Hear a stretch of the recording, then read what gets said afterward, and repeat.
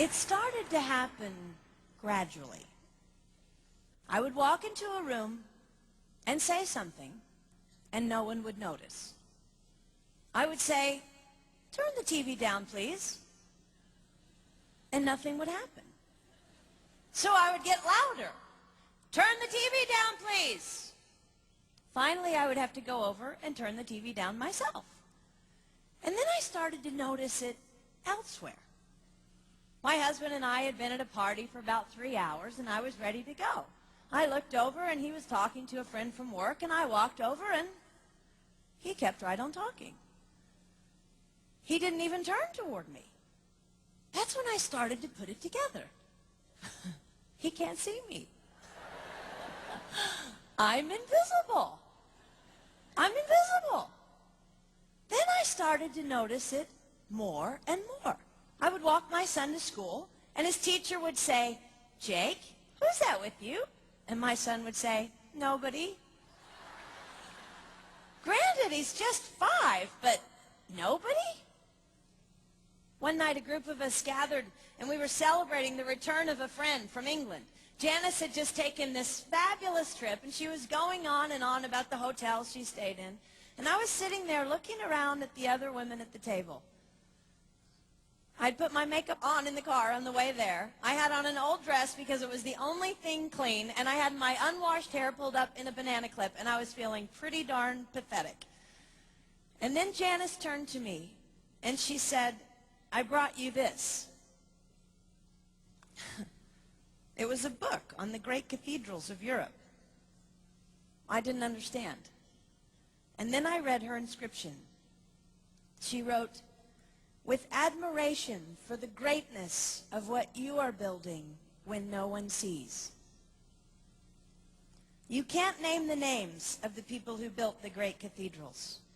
Over and over again, looking at these mammoth works, you scan down to find the names, and it says, "Builder, unknown, unknown, unknown." They completed things not knowing that anyone would notice. There's a story about one of the builders who was carving a tiny bird inside a beam that would be covered over by a roof.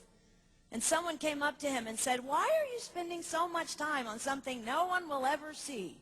And it's reported that the builder replied, "Because God sees." They trusted that God saw everything. They gave their whole lives for a work, a mammoth work, they would never see finished. They showed up day after day. Some of these cathedrals took over 100 years to build. That was more than one working man's lifetime. Day after day. And they made personal sacrifices for no credit. Showing up at a job they would never see finished, for a building their name would never be on. One writer even goes so far as to say no great cathedrals will ever be built again because so few people are willing to sacrifice to that degree. I closed the book, and it was as if I heard God say, "I see you. You are not invisible to me. No sacrifice is too small for me to notice. I see every cupcake baked, every sequin sewn on, and I smile over every one.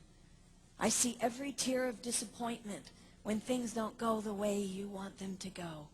But remember, you are building a great cathedral. It will not be finished in your lifetime, and sadly, you will never get to live there. But if you build it well, I will." At times, my invisibility has felt like an affliction to me. But it is not a disease that is erasing my life. It is the cure for the disease of self-centeredness. It is the antidote to my own pride. It's okay that they don't see. It's okay that they don't know. I don't want my son to tell the friend he's bringing home from college, "You're not going to believe what my mom does. She gets up at 4 in the morning and she bakes pies and hand bastes a turkey and she presses all the linens." Even if I do all those things, I don't want him to say that. I want him to want to come home. And secondly, I want him to say to his friend, you're going to love it there. It's okay that they don't see. We don't work for them. We work for him. We sacrifice for him. They will never see. Not if we do it right. Not if we do it well. Let's pray that our work will stand as a monument to an even greater God.